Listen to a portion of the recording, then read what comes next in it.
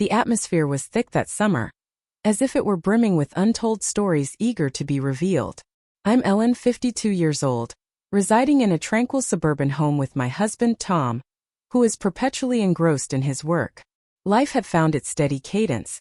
Mornings spent savoring coffee on the porch, afternoons nurturing the garden, and evenings accompanied by the soft murmur of the television. Yet within me lingered a sense of unease, a subtle longing that eluded definition. Perhaps it was the repetitiveness, or perhaps it was something more profound, something I had concealed long ago. No matter the outcome, I found myself unready for what lay ahead. It began in a seemingly harmless way. My nephew Ryan had arrived to spend a few weeks with us. At 28, he had just emerged from a tumultuous breakup and was in search of a sanctuary to gather his thoughts. Tom and I embraced him wholeheartedly. Ryan had always felt like family to us, the type of young man who could bring laughter that left you doubled over. Yet, on this occasion he had changed. His eyes carried a heaviness, and his smile had a newfound edge that was absent previously. He remained captivating, always ready with a quip, yet there was a sharpness to him, as if he were on a quest for something elusive. Ryan made himself comfortable in the guest room, and for the initial days all seemed to be just as it should be. We would prepare dinner side by side, sharing tales of past family trips, and chuckling over the incident when he attempted to repair our lawnmower, resulting in an oil spill that drenched the garage. Yet, as time went on, I began to observe certain details. Minor details initially. His gaze lingered a moment too long whenever I reached for something in the kitchen. The moment his hand grazed mine while we exchanged the salt at dinner lingered with a warmth that felt almost timeless. I reassured myself that it was merely a figment of my imagination, nothing more than a flight of fancy. Yet, beneath the surface I was aware of the truth. One evening, after Tom had turned in for the night, Ryan and I found ourselves in the living room, the TV casting a soft glow with a late-night talk show that neither of us was truly paying attention to. The home was still, interrupted only by the gentle creak of the ceiling fan. Ryan lounged on the couch, his shirt casually unbuttoned, exposing a hint of sun-kissed skin. I sat in the armchair, attempting to concentrate on the screen, yet my gaze continually wandered to him.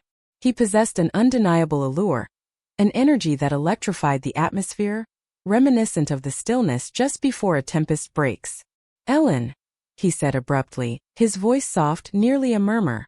"Do you ever find yourself feeling trapped? As if you're merely following a routine?" My gaze met his, taken aback by the inquiry. His gaze was fixed on me, piercing, probing. I gulped, sensing a constriction in my chest. "At times," I confessed, my tone softer than I had meant it to be. "Life becomes routine." He nodded, as if he grasped more than I had conveyed. He propped himself up, leaning in with his elbows perched on his knees. "You deserve more than that," he said, his tone carrying an intensity that sent a shiver down my spine. Not merely sympathy, but an unsettling depth, something ravenous. I chuckled, attempting to ease the awkwardness in the air. "Oh please, Ryan. You're not old," he asserted, his tone resolute. "You're remarkable. You're completely oblivious to it, aren't you?" The phrases lingered, thick with tension and peril. A warmth spread across my cheeks, a blend of admiration and discomfort. I felt the urge to shift the conversation, to guide us toward more familiar territory, but before I had the chance, he rose and made his way across the room, halting only a breath away from me. The air around us crackled with tension, as if a single misstep could ignite a fire we were unprepared to handle. "My shoulders are killing me," he remarked, twisting them with a wince. "Excessive hours bent over my laptop. Your massages were truly exceptional, Ellen. Could you lend me a hand?" It was merely a straightforward request, something I had done for him countless times in his youth, massaging his shoulders after a long day of sports or outdoor chores. Yet, on this occasion it seemed distinct. The intensity of his gaze, the gentle lilt of his voice, sent my heart into a frenzy. I ought to have declined. I ought to have chuckled and suggested he head off to bed. Yet I simply nodded, feeling a dryness in my mouth. "Of course," I replied, my voice almost a breath. He was seated on the floor before me, his back turned, and I paused for a moment before resting my hands on his shoulders. His skin radiated warmth, solid beneath my touch, and as I began to work the tension from his muscles, I sensed my own body turning against me. My heart raced and my breaths became light. I attempted to concentrate on the task at hand, striving to maintain an air of innocence, yet the silence enveloping us was overwhelming, laden with unexpressed thoughts. "Oh, that feels amazing," he whispered, his head tilting back just a bit. His voice was deep, nearly a murmur, and it coursed through me like a shock wave. My hands paused for an instant, surprised by the noise, yet he remained still, not turning to face me. He remained seated, a silent challenge in his demeanor, as if inviting me to press on. I'm not sure what took hold of me. Perhaps it was the late hour, the wine consumed at dinner, or the way he had gazed at me earlier, as if I were more than merely his aunt. My hands shifted once more, this time with a deliberate slowness, my fingers grazing the nape of his neck, pausing in a place that felt forbidden. He released a gentle sigh, and it resonated within me, a tug I hadn't experienced in ages. The space around us felt constricted, the universe collapsing into the intimacy of our connection, the warmth of his touch, the cadence of his breath enveloping us. Suddenly, he pivoted his head, just enough to lock eyes with me. His gaze held a depth of intensity, and for a fleeting moment, silence enveloped us both. My hands became rigid, lingering on his shoulders, and I sensed the gravity of the moment, what might unfold if I failed to intervene. Yet, halting seemed utterly unattainable. The atmosphere was heavy with an unarticulated tension, a sense of the illicit, and I found myself suffocating in its embrace. "Ellen," he murmured, his voice a whisper. "What are we doing?" The question struck me unexpectedly, yet it carried no blame. It was an earnest appeal, an admission of truth, a bold confrontation. My heart raced with such intensity that I was convinced he could hear it echoing in the silence. I parted my lips to respond, to utter something, anything, to draw us away from the brink. Yet, just as I was about to act, he lifted his hand, enveloping mine, his touch igniting a fire within me. In a moment that seemed both destined and surreal, he pivoted completely, his face mere inches from mine, and pressed his lips against mine. Initially, it was gentle and cautious, as if he were probing the depths. Yet, as I remained there, leaning into the moment, my body responding before my thoughts could catch up, it intensified, filled with a yearning and urgency. His hands cupped my face, drawing me nearer, and for a brief moment, everything else faded away. Neither Tom nor the family nor the repercussions. The warmth of his lips, the intoxicating blend of peril and longing that lingered on my tongue. Yet, the harsh truth came tumbling down. I recoiled, breath hitching, my hands shaking as I forced him away. "Ryan, we can't," I murmured, my voice trembling. "This is incorrect." He gazed at me, his chest heaving, his eyes alight with an intensity one couldn't quite identify. "I know," he said, his voice devoid of regret, yet filled with a quiet intensity that sent a twist through my stomach. "Yet you sensed it as well, didn't you?" I was at a loss for words. I found it hard to trust my own voice. The atmosphere was stifling, the burden of our actions bearing heavily upon me. I rose, my legs trembling, and whispered something about needing to see how Tom was doing. Ryan didn't intervene, yet as I exited the room, I sensed his gaze upon me, laden with unvoiced commitments. That evening, I found myself wide awake beside my slumbering husband, my thoughts swirling endlessly. What have I done? What had I allowed to unfold? The kiss echoed in my mind again and again, each recollection tinged with guilt and an unacknowledged feeling, something I was reluctant to confront.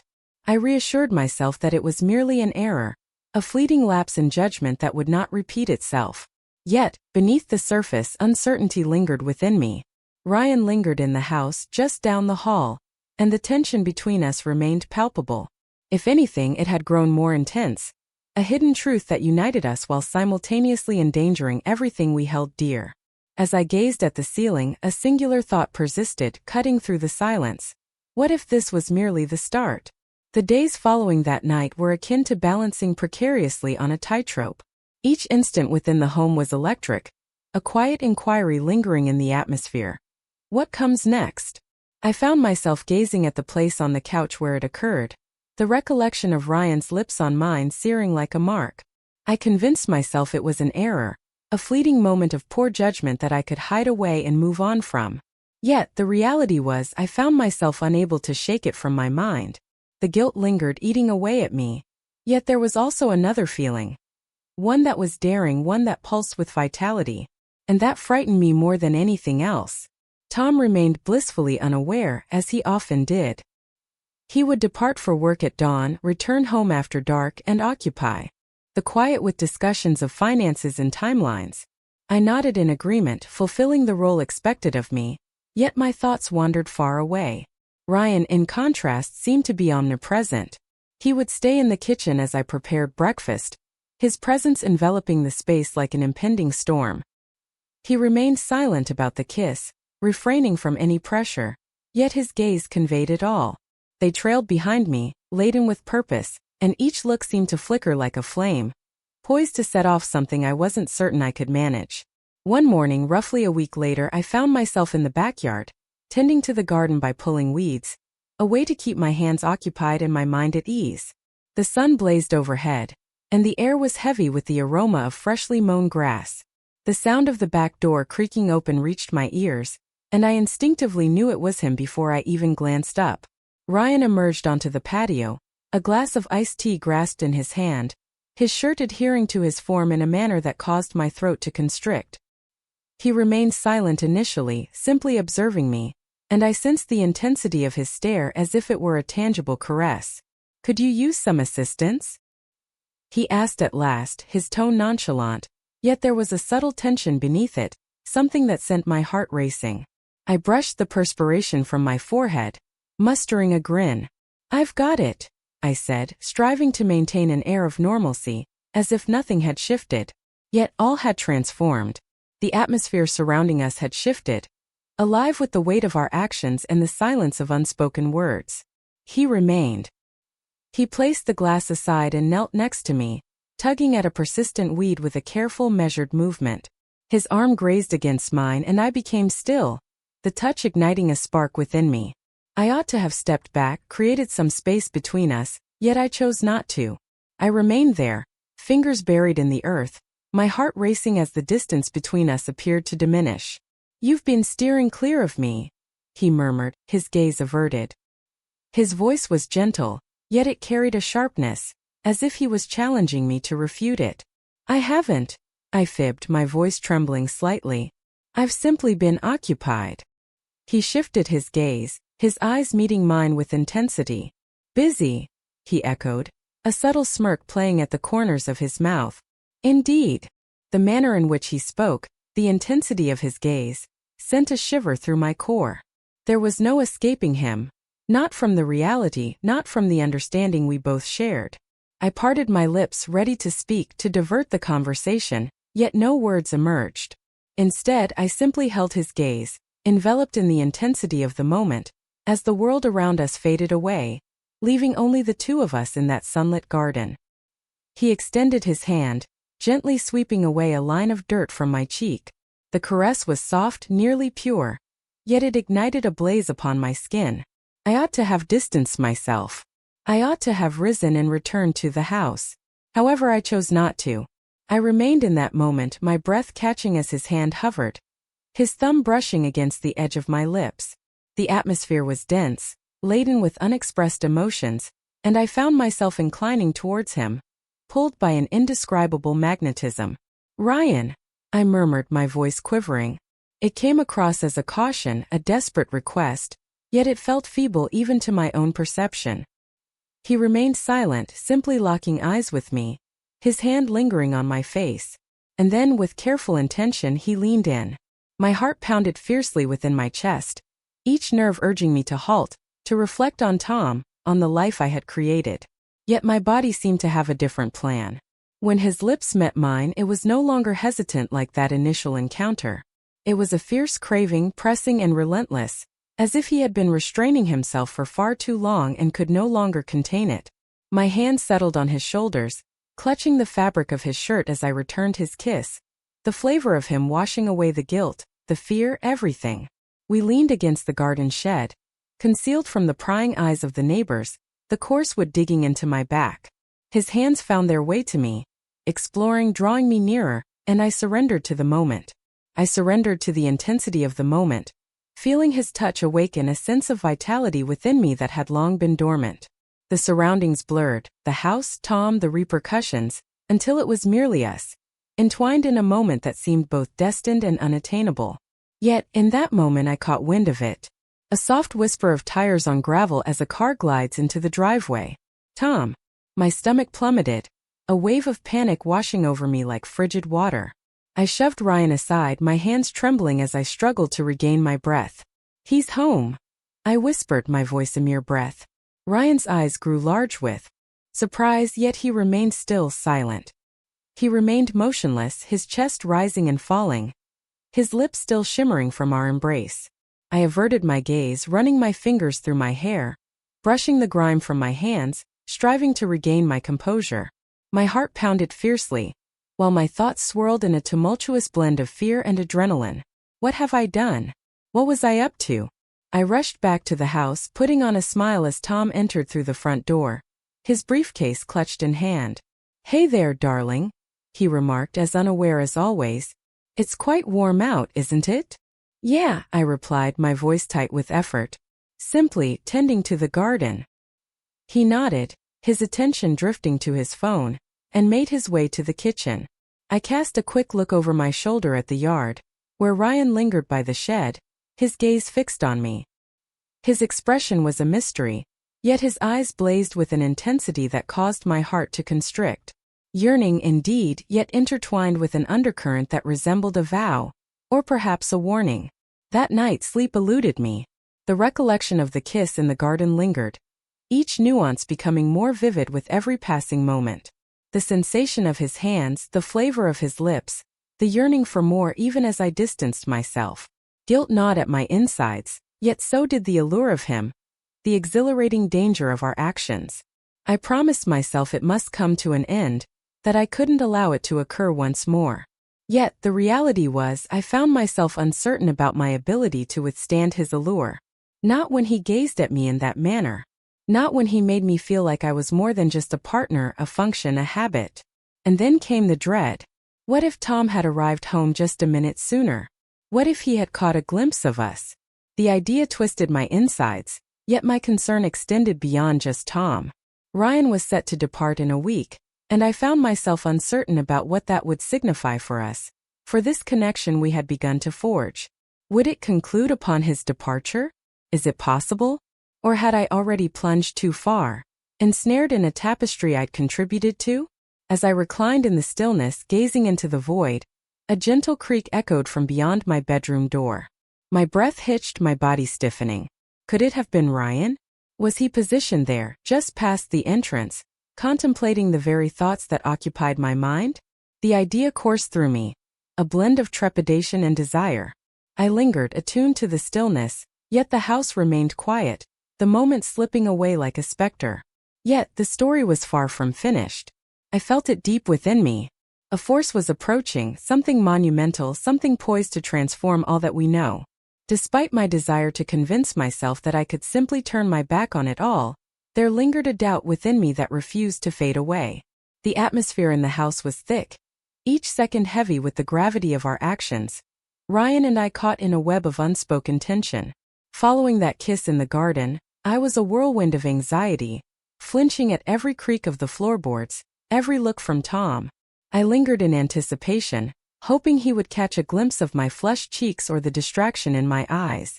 Yet he remained blissfully unaware, absorbed in his realm of spreadsheets and meetings. That should have brought some comfort, yet it only intensified the guilt, like a knife twisting deeper in my chest. I found myself betraying him, betraying all that we had created together. And still, whenever Ryan was close, that irresistible pull returned, that wild desire that overshadowed the guilt. As the final days with Ryan approached, the looming deadline cast a shadow over me, heavy and foreboding. I reassured myself it was for the best.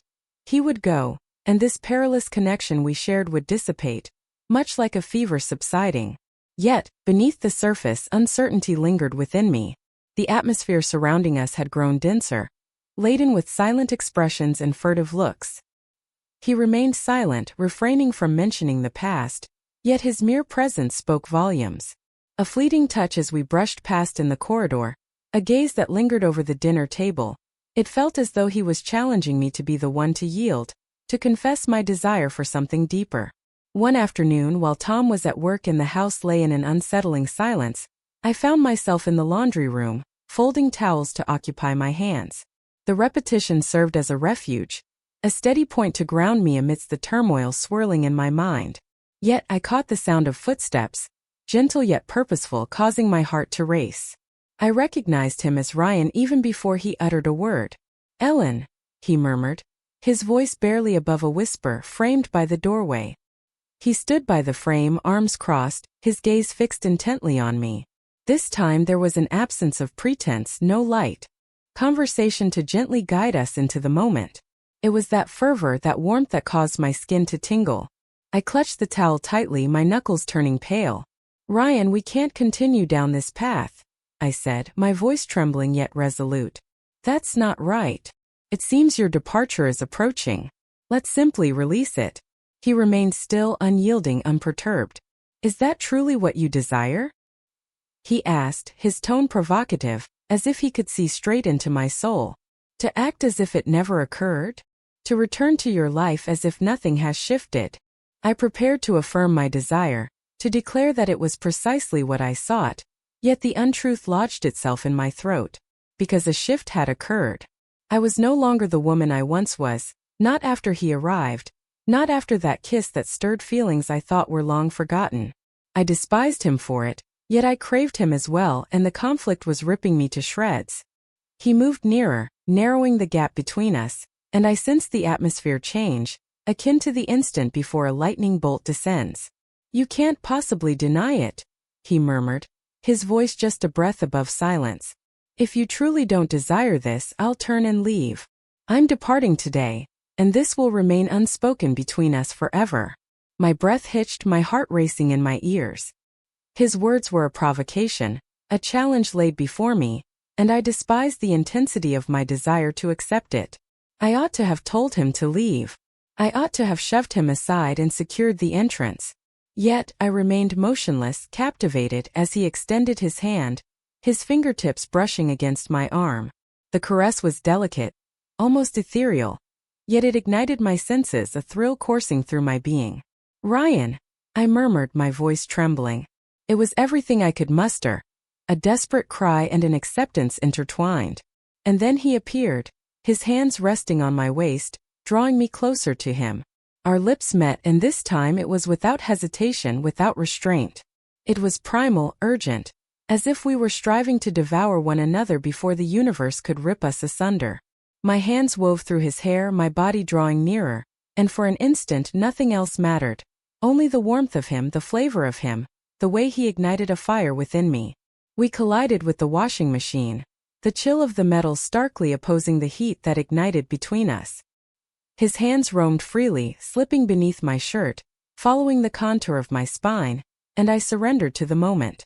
I surrendered to the experience, embracing the exhilarating danger of it, despite the nagging voice in my mind warning that this was a misstep, that we were venturing into territory we could never return from. Yet it didn't matter to me. Not at that time. Not when his breath was warm against my neck, murmuring my name as if it were a sacred invocation. And then everything fell apart. A sudden forceful knock at the front door shattered the stillness, demanding attention. I stood still, my heart pounding within my chest as the weight of reality came rushing back. Ryan recoiled, his gaze startled, his breath coming in rapid gasps. "Who is that?" he murmured, his voice gritty with excitement. I was unaware. Tom was at the office, and we had no anticipation of visitors. A wave of panic washed over me, icy and piercing, as I shoved Ryan aside, my hands shaking as I adjusted my clothes. "Remain here," I whispered, my voice almost a breath. I rushed to the front door, my thoughts swirling with the most dire possibilities. What if it were Tom? What if he had returned home early and caught a glimpse of something through the window? What if it was a neighbor, someone who had observed the growing closeness between Ryan and me? I opened the door, my heart racing, and there stood Lisa, my sister-in-law, beaming at me with a radiant smile. "Ellen, I happened to be in the area and thought I'd stop by," she said, her tone bright, unaware of the turmoil brewing within me. I managed a smile, my hands tightening at my sides. "Lisa, hello," I said, my voice tight. What an unexpected turn of events. She continued her conversation as she entered, and I cast a quick look back at the laundry room, hoping Ryan would remain hidden. My stomach twisted with anxiety and remorse, the burden of our actions heavy upon me. Lisa appeared oblivious to any underlying tension, yet each moment she lingered felt charged with an impending explosion. I remained in anticipation of Ryan's arrival, hoping for a sign that would reveal our presence, yet he remained concealed. Eventually, Lisa departed, assuring me she would reach out regarding dinner arrangements. As the door clicked shut behind her, I found myself leaning against it, my legs trembling beneath me. Ryan stepped out of the laundry room, his face a mask of mystery. "That was close," he murmured, his voice barely above a whisper, yet a spark danced in his eyes as if the peril had only heightened his excitement. "We can't continue like this," I said, my voice trembling. "This must come to an end, Ryan. It has reached its limit." He gazed at me, his jaw clenched, and for a fleeting instant, I believed he might contest, that he would draw me back into his gravitational pull. He gave a single nod, then turned away. "If that's what you want," he said, and the weight of his words struck me harder than I anticipated. The following day, Ryan gathered his belongings and departed. He bid farewell to Tom and me as if nothing had transpired, his smile effortless, his gaze watchful. I lingered on the porch, observing as his car faded into the distance, a deep emptiness settling in my heart. The end had come. It was inevitable. As I turned back toward the house, the life I had always known, I sensed the heaviness of our actions seep into my very being. Tom remained oblivious to the truth. Life continued, the days flowing seamlessly into their accustomed pattern. Yet I had changed. Each time I walked by the laundry room, each moment I spent in the garden, Ryan was there. I sensed his presence. The hidden truth lingered, a specter that trailed behind me, murmuring of possibilities lost. In those still, quiet hours of the night, with Tom peacefully asleep and the world outside hushed, I found myself wide awake, grappling with the uncertainty of my decisions, questioning whether I had chosen wisely or if I had relinquished the one thing that had ever ignited a genuine spark within me.